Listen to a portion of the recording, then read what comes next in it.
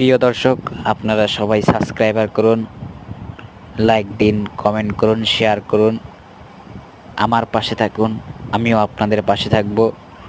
YouTube কোম্পানিকে বলতে চাই, আমার ভিডিওগুলো ফরিয়ে দেন এবং আমি আরও ভিডিও বানাতে পারি সেই সুযোগ করে দেন।